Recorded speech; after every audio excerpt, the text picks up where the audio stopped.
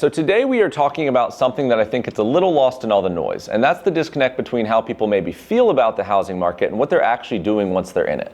Because if you've been reading any of the headlines lately, Google News, regular news, any of it, everything sounds a little grim to say the least. Consumer sentiment's down, University of Michigan index historically low, and yet a lot of markets think North Dallas, parts of Tampa Bay, Florida, Raleigh, North Carolina, Austin, etc. You've got buyers getting into multiple offer situations in 2025.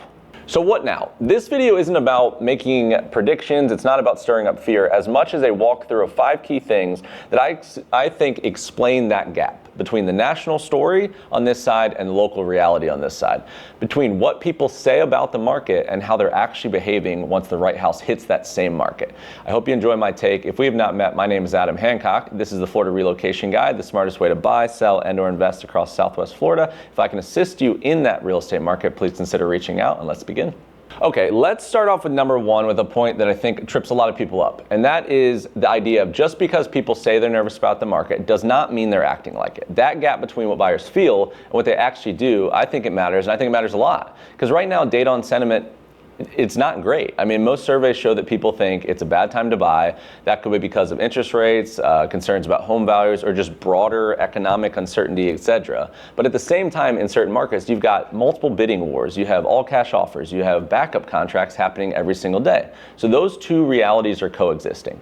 With that being said, you have to ask yourself, if everything and everyone's so negative, why are homes still selling? Why are builders still pouring foundations across the board? Why are buyers still moving forward? Sentiment is emotional. It's based on vibe, for lack of better words, news, short-term fear. Rightfully so, I think, in a lot of cases.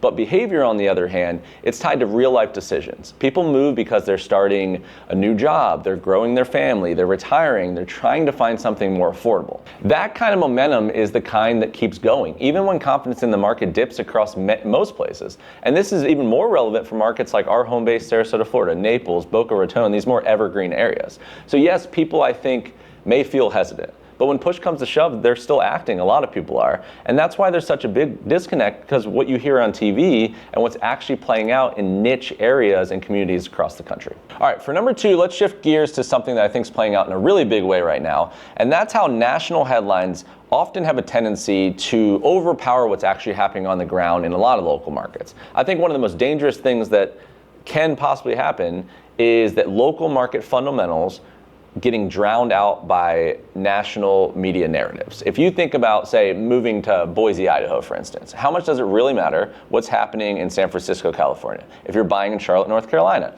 Chicago, Illinois data is almost completely irrelevant. But when people hear, the housing market is crashing or prices are falling across the board, it's really easy to assume that applies everywhere. In reality, real estate plays out very different from one market to the next, especially in southern migration states like here in Florida. Real estate is hyper-local. It always has been. And even now, maybe especially now, that's true more than ever, I think. We've got builders literally, like in certain suburbs, doing 300 to 400 plus new construction communities in one metro alone. Local job markets are expanding. Infrastructure dollars continue to flow in. And in a lot of places, you can feel all that momentum. But that doesn't show up in national averages. National media compresses thousands of markets into a one-line chart, which doing that often ignores that there's a difference between South Austin, Texas and rural Indiana, between Cape Coral, Florida and downtown Detroit, Michigan. The people who are winning right now, to me, are the ones paying attention to their target market in a niche way, not the entire market as a whole. So when those dramatic headlines pop up, it's worth taking a second, in my opinion, to consider whether they actually reflect the area that you're focused on, the little one house you're trying to buy in one metro. In 2025, that kind of clarity could be all the difference between landing a great buy with all of this inventory that we're sitting on, or standing back on the sidelines and missing out completely. Okay, number 3, let's talk about something that doesn't always make headlines, I think, but plays a really big role in today's market, and that is demographics.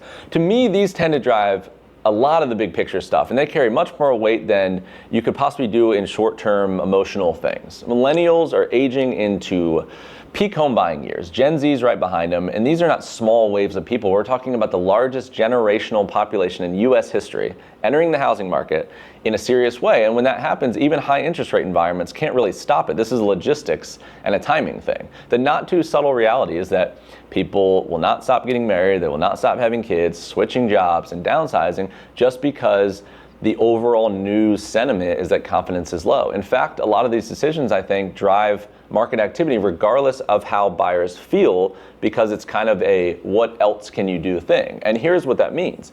Even if consumer confidence maybe in like a macroly way is down, that doesn't mean demand disappears. It just means that people might move forward a little bit more cautiously, require a little bit more education or something similar, but they're still going to move. And another thing, many of these buyers, especially the younger ones, didn't live through the 2008 housing crash in a meaningful way. So their reference point isn't that fear of a bubble. It might be more, can I get a house without competing against 12 other offers? Can I afford something that makes more sense than renting this apartment for the next 5 years? Demographic trends are going to keep moving with or without market optimism. And right now that steady demand is proving to be a lot more influential than what consumer confidence surveys might suggest. All right, number 4 on my list, I think one of the most resilient things about the real estate market as a whole right now is with new construction housing. And the reason why this is happening, I think, is threefold. Number 1 is the resale inventory competing with new construction at the moment. You see inventory stacking really in most areas. The inventory is up. You're seeing 5, 6, 7 months, potentially crossing to what's considered buyer's markets, not even balanced anymore, which is insane to think after the last few years where we are in barely 1 month at a time inventory in all the hot markets around the country. And you still have sellers holding on to these kind of equity gold rushes of like, they saw people that bought in like 2018, 19 sell for insane once in a lifetime money in 2020, 21. And you still have people that are not that far removed that bought houses in a similar time that are still holding on to that kind of hope, and or maybe even bought in a position where they physically don't have the margin to negotiate, and now the reality is setting in that there is a lot of competition, buyers are not urgent at all, and maybe that's not going to happen at all. And then you're competing with new construction where you could have one builder holding a portfolio of communities across all of Sarasota and Tampa Bay and running it like a business, a business that it is. So they're looking at a P&L that involves multiple revenue lines of multiple different communities, which allows them to go into the red potentially on individual homes for perception basis, and then go into black on the others. As long as across the board they're okay, and they're offering interest rate buy downs because they own the mortgage company. They're offering title incentives because they also own the title company.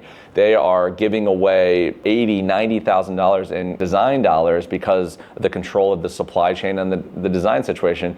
On and on and on, and those two coexisting, which one looks way more attractive? On the second to that is the buying experience. It's kind of simple, but if you come in town and someone lines up like 8 resale homes on a tour, and you're kind of doing this like really exhausting tour, and every house you walk into, it's kind of like square peg round hole. This one has popcorn ceilings. This one has pink carpet in the bathrooms.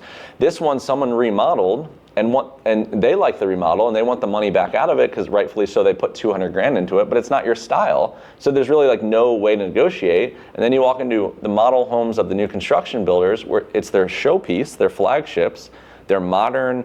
There's white quartz counter with the waterfall edge. There's beautiful backsplashes, open floor plans that they didn't build in 1995 to 2005.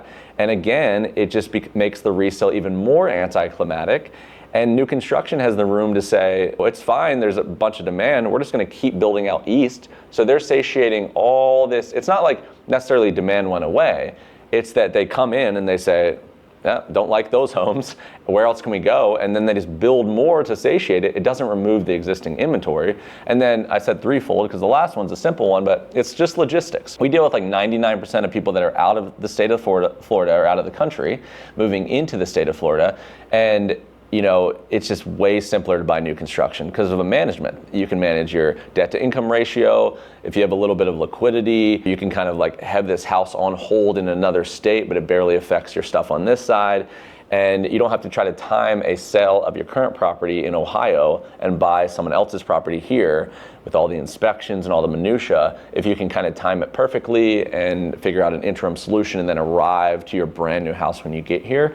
So I think all of these are the reason that new construction is winning now, but I don't think that's going to slow down anytime soon. All right, my fifth and final point, kind of a short one for this video, is basically just the balance of people's hesitancy to buy versus their desire to rent. And I think on one side you have people that have the means to buy relocate to Florida. Maybe it's retirement, it's their final move potentially. But they're hesitant because maybe interest rates will drop and they're financing more than 50% of this house. Maybe prices will drop further. They don't want to sign a 10-month build contract or longer, and then 3 months later, like the builder, because they can, just drop prices even though they promised they want it. And you're stuck with that kind of, I'm locked in here. And then even a harsher example, especially with younger folks, is the logistical hurdles to buying. I bought my first place, I think, for $214K in St. Pete, Florida. I barely could get the cash at the time, and I was making good money in finance. Liquidity is always an issue with that. But now, like, if I had to buy it $450,000 or $500,000 and I was 24 or 25, to say there would be any road to get that cash required to close, even though once I got in there, maybe I'm in a better situation, even with a gift, I think is incredibly more difficult. So the idea of roommates in a single family house where multiple people can be in, sharing all the kind of stuff, even though you don't feel settled, is maybe the only option. Both of these scenarios, I think the big thing is that whether it's a decision or it's can't buy, doesn't mean they would have rented if all was equal. And that's not to mention like inventory or rental prices in general. I mean, like in Sarasota, Florida, if you move there and you're like, I'm just gonna rent, it's fine. Like I'm cool with just renting. To say that you would be able to find a single family property in the suburbs that was available, let alone the competition it would require to get into that, it is absolute slim pickings. And not unrelated to that is these markets are heavily dominated often by investors. Single families especially. So yes, maybe you weren't required the cash to get in there, but in a lot of cases on a monthly basis, these properties cost more than it would have been to be in your own house. So all that to say, what ends up happening is just that. I mean, people pay more for less a lot of times because maybe it feels safer to do so, or you physically can't pull off a purchase. But historically, at the same time, those who bought during periods of uncertainty often saw the strongest long-term gains. So final food for thought. Just another thing that I think is nothing when it comes to this overall conversation. All right, folks, that is a wrap for today's edition of the Florida Relocation Guide. My name is Adam Hancock once again. I hope you enjoyed it. If you did, please consider subscribing to the channel here. It's just the best way to see what's coming next. We have a ton of videos planned for the balance of the year. We'll talk about the market, but also we'll get into Sarasota, Tampa, Naples, best places to live, new construction communities, break down everything we could possibly think of. Subscribing is the best way to be notified what's gonna be released. Beyond that, if I can assist you within the real estate market in Southwest Florida, please consider reaching out. We have a very unique kind of data-driven approach to new construction and relocation especially, but not mutually exclusive. We're a full-scale residential real estate brokerage. If you like this kind of content where it's like an over preparation before you arrive to town and then basically a team that kind of is a conduit for the rest of the process, then I think you'll feel that when you reach out to us. Our phone number is everywhere. You can call, text, you can email, contact form on the website, etc. And then lastly, we have some autonomous resources on our website and more coming. The sunshinestateco.com that you see below. We have free relocation guides that are nice flip books. You can also download a PDF.